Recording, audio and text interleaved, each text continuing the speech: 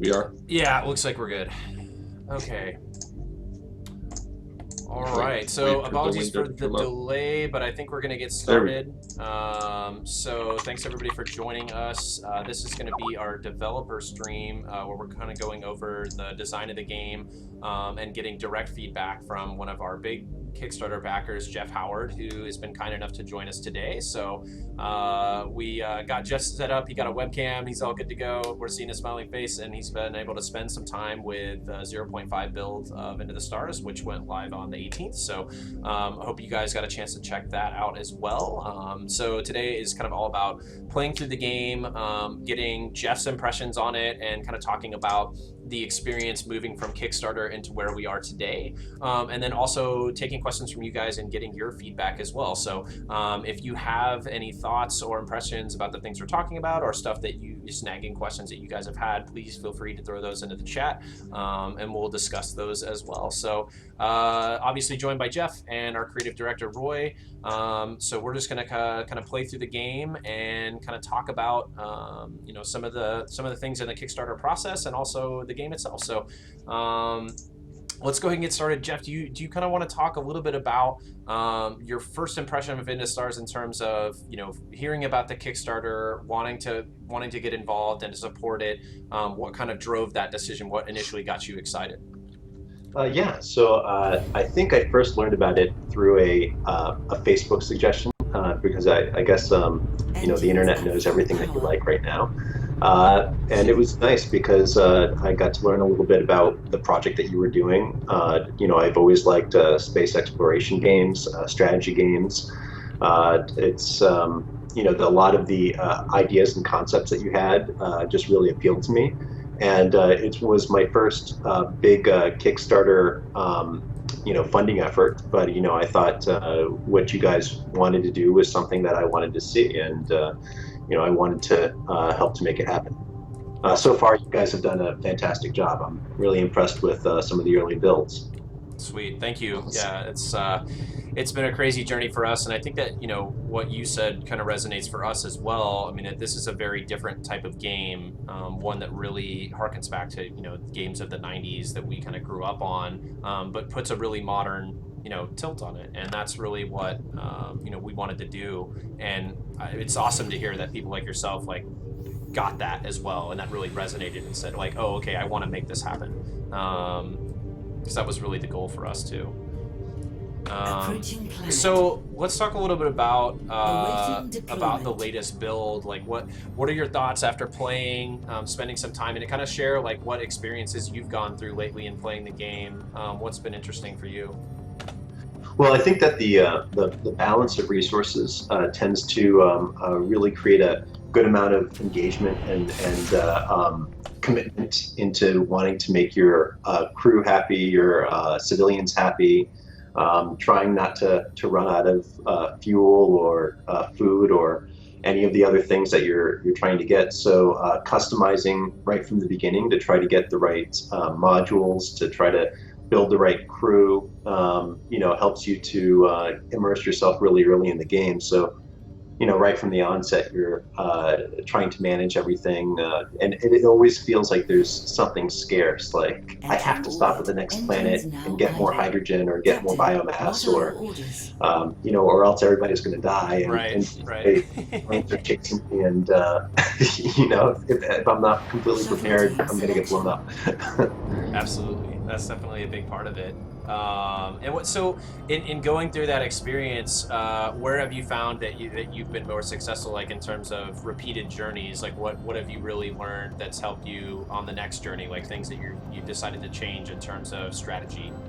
Well, I haven't found the best balance yet. The first couple times I started running out of carbon and biomass, and I'm thinking, okay, I have to make sure that I have some modules that balance myself out a little bit better, so that I'm not just burning through it all.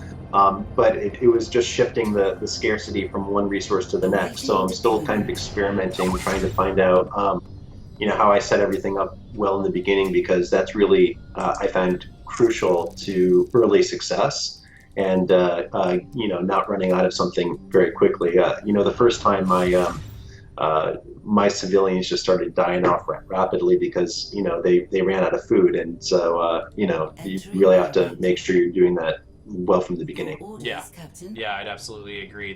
It's funny. It's I think that's something that we're going to look to try to explain a little bit better in those early screens. But it's something that we definitely also highlighted in the tutorials and the manual, the game manual that we're working on right now.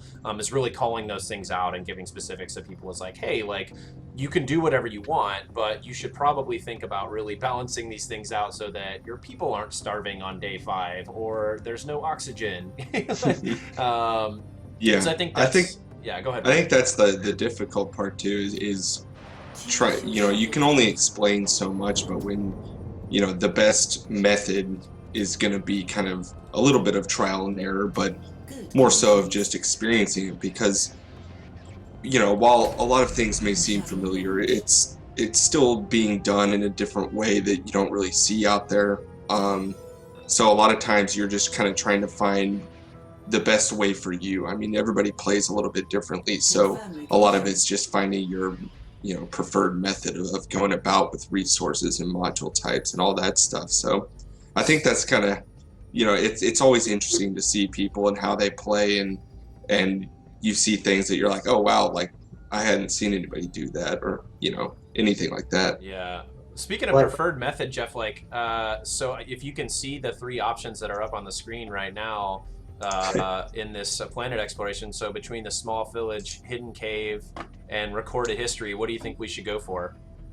Let's try the hidden cave. All right, hidden cave. Let's take a look here when this comes up. So, incredible cave down here, formations that I've never encountered before, covering the ceiling and the floor. I think it's safe to go inside. Maybe we investigate. So this really breaks into like your style of captain, right? Like, are you the aggressive type? Are you more conservative? Do you, are you looking to strike a balance? So what do you think? What's your style, and what kind of choice would you make here? I'm usually middle of the road. I try to find the one that is the balanced one. And I haven't seen all the consequences yet, but I kind of like it when the game either rewards you or punishes you for being too consistent, mm-hmm. because I think you want to try to take a risk sometimes. You want to try to maybe be a little conservative sometimes, and see how that plays out. But the storytelling is good. Awesome. So of the 3, given that style, the 3 choices here, what do you think you would pick? Hold on, let me take a look at them. I'd say the middle one. So scan the cave and see if there's anything hidden beyond natural sight. I think that's reasonable. Let's see what happens. Fingers crossed. Hey, all right. So formations are responding to our scans. Sprouted flowers kicked up a pollen in the air. Suddenly we feel 10 years younger. So this is a cool one, because as you can see here, your crew is healed, right? So that's one of the new effects that we added with the last patch. So, which is really great. So you can kind of take these risks and say like, okay, maybe my crew's a little banged up. I can send them down, or maybe even they got injured on descent. Now you've got events that kind of balance that out. So not only was your crew healed and they leveled up, you also found some discoveries. So we're trying to make the positive side of it a little more rewarding as well. And we also, the number of journeys that you can take now on each planet means that you're going to have a lot more stuff in your inventory. So now you're going to have to start to make some hard choices. Do I want to focus on repair parts, or do I want enhancements? Do I get a balance between both? Because you only have a couple limited slots. So right. I think that makes it a lot more interesting. So on the flip side of things, where, you've had a little bit of time with the game now. Obviously, the roadmap of the development is out there in terms of what we're looking to polish and refine over the next couple of months. But where in particular do you feel like we could spend some time and make the experience a little bit better? Well, I think in the introductory part, especially as a first-time player, it was very highly customizable. But it would be great to have some maybe pre-configured options that said, here's option A, B, and C, or totally customize it to your will. That way you'd kind of have a sense of, well, I didn't, randomly not knowing, pick the worst config possible. Right. Right. Yeah, that's good. And that's definitely some feedback that we've gotten consistently, and something that I think we're hoping to address, right, Roy? Yeah. We're hoping to. I mean, it's I think it's one of those things where it can definitely be a little overwhelming, and if you pick, like we have the hints and things like that that have helped a little bit, but it's still kind of tough to explain the rule set shortly. So if you give the player just a little bit of a helping hand at the start, I think it'd be good. So it's just a matter of time. And I understand that there's a little bit of urgency to try to get all the way to the end of the map, but do you have quests that maybe ask you to go in a place where you might not have thought to go, but with the idea of getting a better reward if you got an item for an alien race that they needed or something like that? So not particular quests, because a quest system is something that we kind of pulled back on because it really is about getting to Titus Nova, and the longer you spend in the world, the more dangerous it becomes. So we thought like zigzagging around might be a little difficult. But there's two things that I think that are interesting there. One is the layout of the world and where the content is, especially the dynamic content that changes between Explorer mode all the way up to Pursuit. You'll learn those things over time, and those should change your journey depending on I know that this storage container is in this sector, so I want to get that for sure. I'm going to need that at this point in the journey. Or I know that there's a Scorn wreckage over here that I want to investigate because I usually find some good modules that might help with my ship. Those kind of things on repeated playthroughs, I think, are a big factor. Medical issue resolved. I'm trying to remember the other one now. That's definitely a big one. Roy, did you have any other thoughts on that in terms of spending more time zigzagging? There's it was kind of an interesting debate we had internally about it because we thought that it'd be really good to kind of give the player some points to go to, but it's also tough because we really wanted to leave it open and have the player kind of determine their own path. So when doing that, if you're giving them kind of specific points to go to, sometimes it kind of just negates the openness of it. So it was tough. I mean, we can definitely understand the mindset of wanting to go to a certain place to get something, but it's tough with the way the game is because we just wanted to, have the player kind of determine their own way about the map. So it's interesting. The other point that I wanted to come back to, which I also think is interesting, is the achievements, the Steam achievements that are already in the game, and the ones that Roy's working on right now. I think those are definitely going to incentivize you to crisscross the map and explore different places and try to gather certain things. So there are going to be a bunch of those that are coming soon that I think will really help that. So for players that are trying to do it along the way, and also the ones that are more of a completionist mindset that want to get all the achievements, try everything in the game, explore every part of it. And we've already seen some really cool community members. I mean, Dobrev is one, right? He's like, I'm going everywhere. I want to see everything. I want to try it with all these different configurations, which I think is great. That's one of the things that we really wanted the game to do, is to give you that flexibility. What if you could put together an alien artifact that was in pieces and you had to go to different parts of the map to find them all? I love that kind of stuff. So that's kind of like a little bit of a fetch quest as well, right? Where you're traveling to different areas and trying to combine something to create something larger. I love that stuff. I think it just fits into what we talked about before, where it's kind of in conflict with the whole nature of trying to keep moving. It's a reward type of thing. Yeah, but it is a great reward. That's true. I think for us, it's the balance of time more than anything else. I mean, I love that stuff. I think it's great fodder for DLC or further expansion on the game for sure, because it's such a big world, and it's not that it's easy to get to Titus Nova, but if you're smart and you plot a good course, you can figure it out in a couple of playthroughs, right? And there's tons of content in the world, so I think finding ways for players to continue to explore and enhance their experience is awesome. Cool. So what do you think about this one, Jeff? So we have a chemical fire on this ARC ship, and we have 3 choices. So the chemical fire is blocking our way forward. So get the fire under control before you proceed, find a way around the fire, or your EV suits can handle it, just go through. I'm thinking the first one. First one. All right, get the fire under control. Let's see what happens. 67% chance. Wow, nice. We're rolling hot right now. All right, shut off the chemical leak with the source. Gain some valuable experience. The ship has been stripped clean, so nothing too Mission great, but complete. we did Returning find to ship. a life support Yellow module. alert. Scorn tracking our position. It takes magnesium though. We don't have a lot of magnesium on board. I think we'll let that one go. And it also costs the same. Not a real benefit there for us, but always interesting to find the modules and kind of make those choices. Captain, what are your orders? Yeah, absolutely. I like that it gives you that option. Yeah, I think one thing that I'm really enjoying too is I've been having some playthroughs lately where I'm really aggressive. Oh, morale is low. I should probably see what's going on there. But I'm, hyper aggressive, like chasing after patrols. Just trying to blast my way through, not really focusing on resources. And I'm finding that I'm losing a lot of crew members with my choices. And I love that, you've got the opportunity to find some additional crew members there. Uh-oh. Hostile ship uncloaking. There's a Scorn coming in. Opening comms. That's been really interesting for me, especially because we've got you've got a low percentage chance of finding that super crew member. So even if I lose a couple of people, if I get somebody that's awesome and has skills in like the high 70s or 80s, that's going to change my entire journey. So I've really been enjoying trying to find those people as well, and not so much caring about my crew for everything else. Terrible captain. I know. Well, gotta mix it up.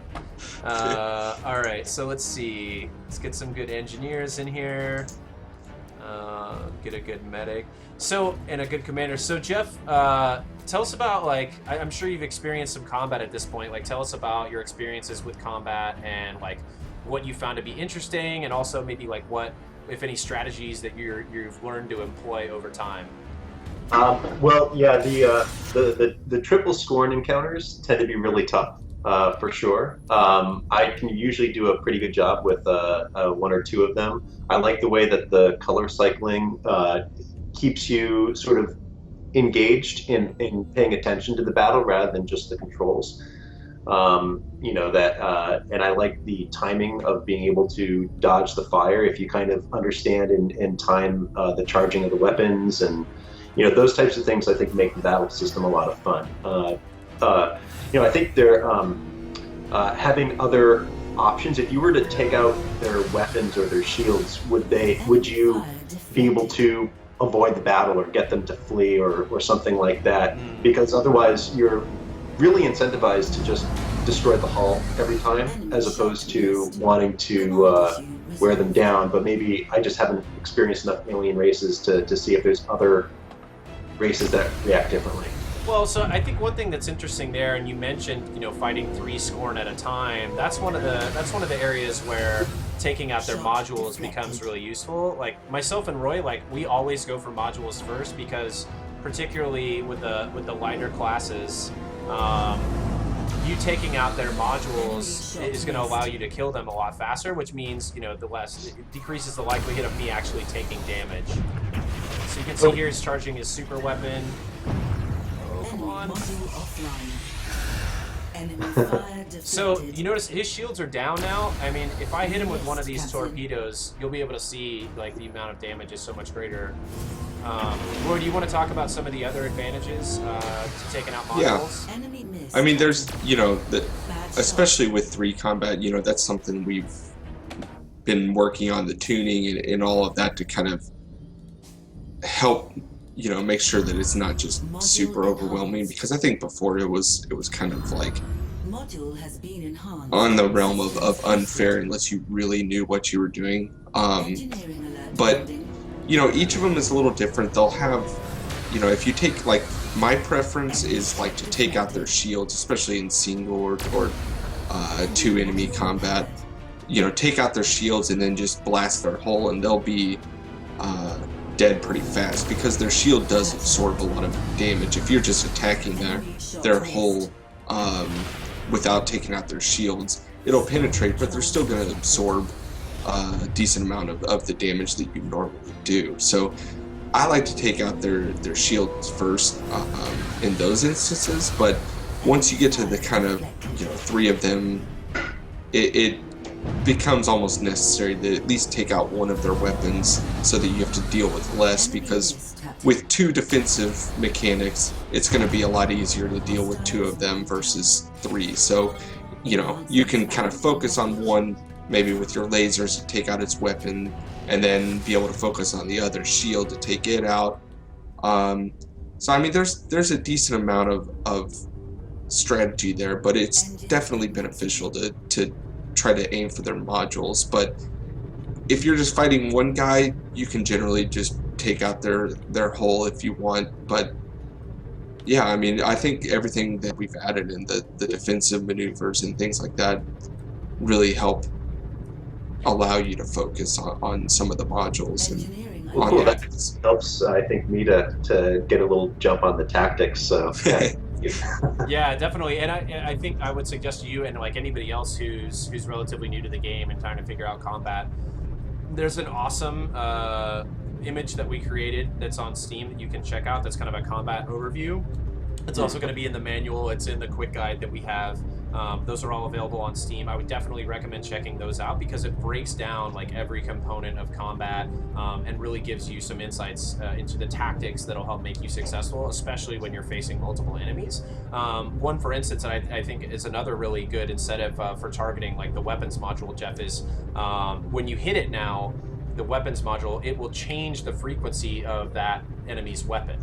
So, you know, in a lot of instances where you're fighting multiple enemies, they'll have different weapon frequencies across their ships. So now what you can do is hit the weapon modules or one of two of them and align their weapons to the same frequency across the field. So that way you're only having to worry about deflecting a single, enemy frequency, right? So that makes it a lot more manageable.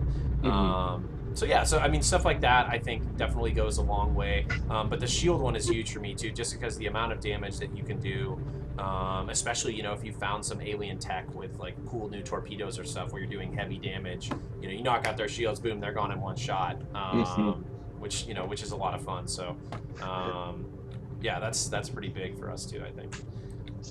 Yeah, what else we got here? Let's go check out this Helios planet real quick. Approaching planet. So in terms of resource management, Jeff, did you Awaiting deployment. have you found that you've like been able to strike a balance now that you have a better understanding of populating resources at the start of the game and getting that balanced out? Or It's every playthrough is getting better. So I am still running out a little bit, but it's usually a different resource each time. So I'm kind of learning and fine tuning it as I go. Mining rig crew. nice. And what's your preferred method for resource gathering in the game? Are you do you usually go for the mining rig, or are you more focused on probes and maybe like getting gas clouds or resources through combat? Well, maybe I guess I'm still learning, but I figured that mining just picked up a huge amount, and usually you get to pick and choose sort of the ones that you need. So it's like, wow, I'm really low on hydrogen, I'm going to go for that. So that kind of helped. I haven't, really found other methods to get quite as much of a rich return on that, but I'm still looking. Yeah, absolutely. I think with mining, right, Roy, that's like the way to get the most resources in a single shot, but it also takes the most amount of time to accomplish, right? So you're putting yourself at risk in doing that, right? Because you're spending extra time in a sector, and the Scorner, have the ability to track you down. So it's a little bit of risk reward there. And also, you're risking your crew by sending them down. They can be injured or even killed. So, with a probe, for instance, you're not taking those risks, but you're also not going to gather the same amount of resources. Critical. Just that. I guess I got lucky the first couple playthroughs where most of the mining didn't really injure me at all, and then all of a sudden, I started getting coming back and be like, oh my god, how did I take so much damage? Or this guy, what happened? Right. Totally. So in another instance of mining is you can see the gas cloud in front of us. So we're going to go check that out. I'll show you what that's like. And what's great about these is that they're all dynamic. So there's a huge range. Sometimes you can get, a small amount of resources for visiting, and others you can get, maybe 500 of a single resource or more. So there's definitely a lot of benefit to checking these things out, even if it's kind of like a little of a side quest to get there. Oh boy, a lot of stuff going on here. I wasn't paying attention. All right, let's get our engineers to work. It's kind of hard to do a real playthrough when you're talking about stuff, but yeah, I mean the resource gathering is interesting because I think you'll find yourself needing to mix it up quite a bit. I mean, in some instances, you'll just want to stay on there and mine as much as you can and do the mining rig. In others, you'll want to just quickly get a probe that, you won't get as many resources as you would with the mining rig, but it's definitely a lot faster. So, having that kind of help determine like how long you want to stay in an area, how many resources you need. Like if you're really low, you'll just want to wait it out, and even if the threat goes up, you'll just have to deal with it. But otherwise, doing quick probes can definitely be beneficial. You can get resources from combat as well, so there's all kind of different methods that you can do to kind of help your journey with resources. Yeah, I mean, I trade is definitely a big one too. Now with the enhanced methods of trading that allow you to really get basically what you want from the traders. Obviously, each one of them has their own needs, and it's variable, and you never know if you're going to have the right combination of resources to be really successful. But generally, what I found is that I'll bump into a trader just about the time that I'm desperate and I all hope is lost, and I have a bunch of resources that don't apply to my modules anymore, or I've got a ton of civilians but no resources at all. Maybe I'll find a gloved on trader and they'll be willing to trade me some good resources for a few of my civilians. So always a difficult choice there, but one that can really pay off. Just something I thought of is there a way to map in terms of controls the engine thrust of the mouse wheel? I thought that would be because you're always right there. It'd be convenient.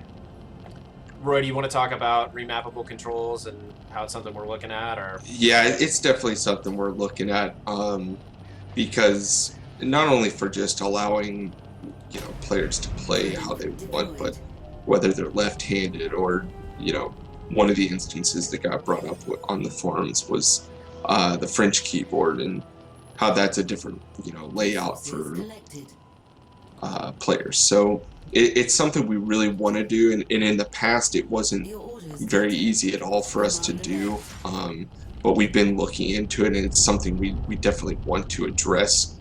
It's just a matter of making sure that all of our systems work with it if we can get it implemented. So yeah.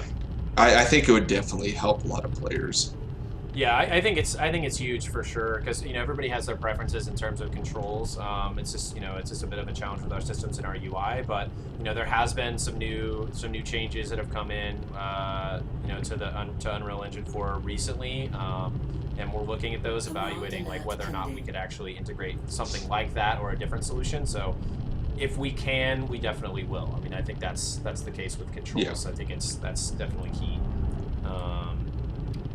Let's get out of this asteroid field so I don't run into anything. So anything else in terms of stuff that you'd be really interested in seeing, either before the game releases or in the future, stuff that you feel like the game could really benefit from, Jeff? Only the things that I had mentioned. I think I'm still on the learning curve, and I'm liking it so far. I think actually the trial by error is great, because you're as in many strategy games, you have to play a few times through it to really get the full experience, and so I'm liking it so far. Awesome. And what's have you played around with your civilian city at all, and trying to refine that experience? So the way that it's kind of structured is your civilians, they start very happy, they start healthy, and they start early, but obviously that deteriorates over time. You've got a couple different methods of combating that, both building structures, like I've got a couple that just were completed here, and also upping the resource amount in terms of rations that they're receiving are probably the two biggest ones. That, and also, of course, taking care of any of the events that are happening in the civilian city itself. So have you played around with that, gotten a good feel for that system at all yet? Well, in one of my playthroughs, I had a lot of unrest that needed more control to resolve. So I put a lot of effort into that. In another playthrough, I just really tried to maximize it up front, build a lot of buildings. I think I might have overdone it in terms of resources. Right. Yep. So I think there's a pace thing involved, and you have to I like that there's another element that you can trade the scarcity of what you have up front. I'm always ending up with like really large amount of one resource and a scarce amount of something else. So I tend to want to build the buildings that consume my surplus resource, and then do a lot of mining to try to supplement the scarce resource. Right. I'll have to see how things change as I figure out a better balance going forward. Interesting. Yeah, I think that's a noted approach. One other that I think is pretty interesting is to focus on as few resources as possible. So there's ways that you can outfit your ship so that you're really only focused on using a couple of different resources, and that way they might not be the fastest or the most powerful, but you can kind of load out your ship that way, and that way when you're interacting with planets and traders and everything else, you can focus on, okay, I only have to worry about these resources, and then I can use those to easily apply to my buildings, and also worry about all my systems. But in so doing, obviously you're going to have to really focus and try to get as many of those resources as possible, right? Right. Yep. Cool. All right, so we got one more planet. Let's check this out. We've got a fish species, some alien research, and ship wreckage. What do you think we should tackle, Jeff? How do you avoid alien research? I mean, that's the most tantalizing one, I think. How do you avoid it? No. How do you avoid choosing How it? can you Yeah, I don't know. I mean, it's a module as a reward too. I think it sounds pretty good. You want to check it out? Let's take a look. Sure. All right, so they've stumbled onto a Globdon research station. They would like to do some seemingly harmless scans on the commander. Shall we let them? Scorn tracking our position. I don't trust the Globdon very much. I don't know how you feel about them, but how do you think we should move forward, Jeff? How about the bottom one? Okay, so demand they allow us to scan one of their own in exchange. That's aggressive. I like it. Chance of success 90 though. Nice. All right, commander appears to be fine. We discovered that, unsurprisingly, the Globdon lack a spine. Of course, they're spineless. You knew this. Nice. Oh, okay. And a new life support module. Awesome. Requiring one less CO2. Definitely going to take that on board. That's awesome. Yeah, those are super beneficial. Yeah, definitely. That's a huge benefit there for sure. Let's get that on board. Nice. Orders, Captain. And what's great is those are automatic. You don't have to worry about like taking off your module or like thinking about like, oh, do I put it in storage? What do I do? It's just it's more of a one-time thing. Like, do I need this now? Do I think I'll need it in the future? Making that decision all in one go. Medical Those kind of choices I think are what makes the game really interesting. Is this game, it really is a lot about choice. Like, as you as captain, like, what do you want to do? What's your style? Where do you want to go? And the modules and things like that, I think, have a huge impact on it. Cool. Well, I'm liking it, and I think the dynamic that you've built in, it's starting to get very polished now. I mean, obviously, the graphics were fantastic from the beginning. A lot of the options that you're programming in, and the enhanced, story and description on every object that's out there in space. I think it's coming along very quickly, and very impressed. Sweet. Well, definitely appreciate that. And that's what we're all about. I think we really just want to really refine the experience. I think we set out like a really great baseline with this massive world, and now it's just about populating it, refining the experience, and giving players as many options as they can. Roy, do you want to talk a little bit about like some of the stuff that you're working on right now that kind of fits into that, like either some of the achievements or some of the polish stuff?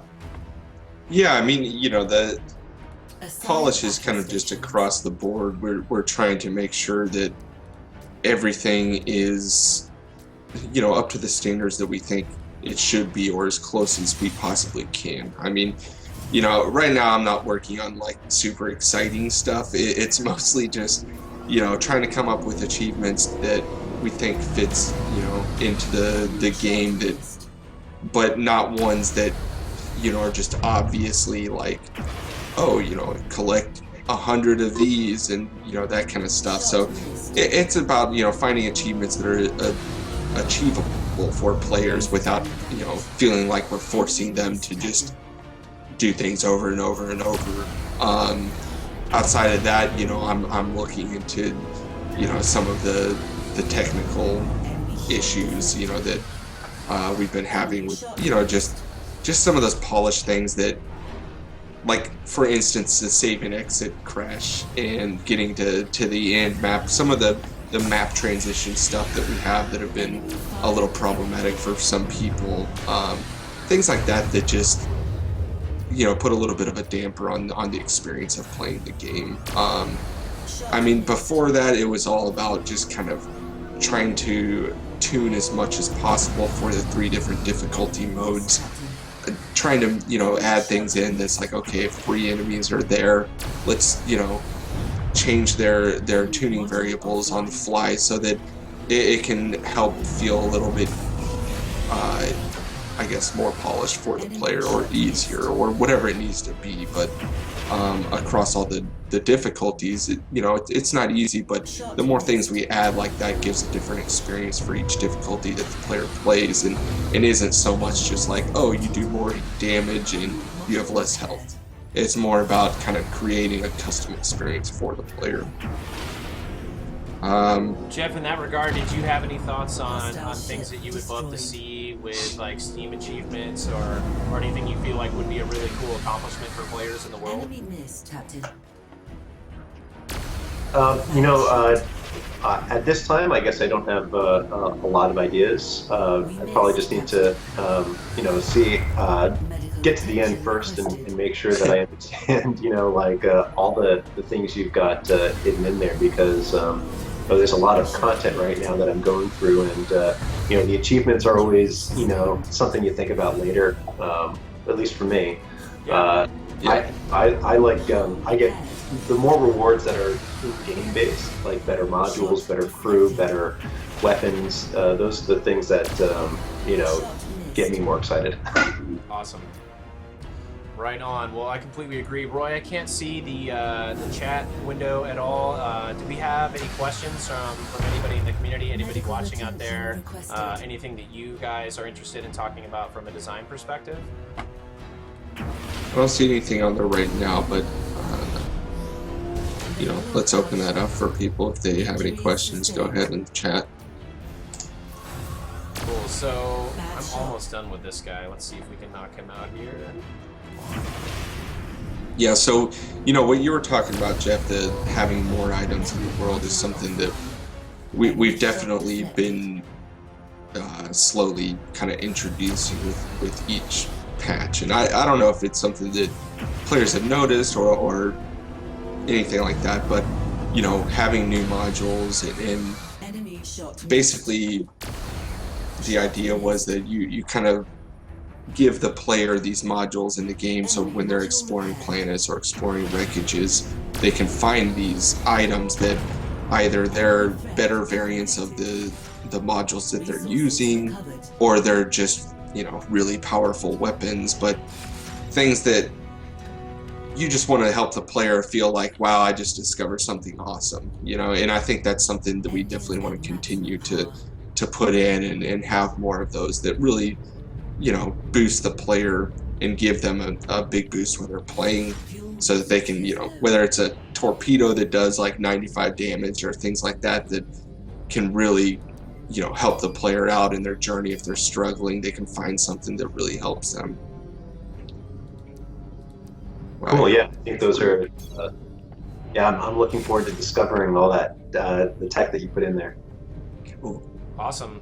Well, cool. So unless we have any questions from the community, I think we're going to wrap it up. But we are going to start a thread on the Steam forums just for particularly this stuff, really focused on, you know, design questions and development questions, try to bring all that stuff together. So we'll get that out there soon. And if you guys have any particular questions, please let us know, you know, respond in that thread.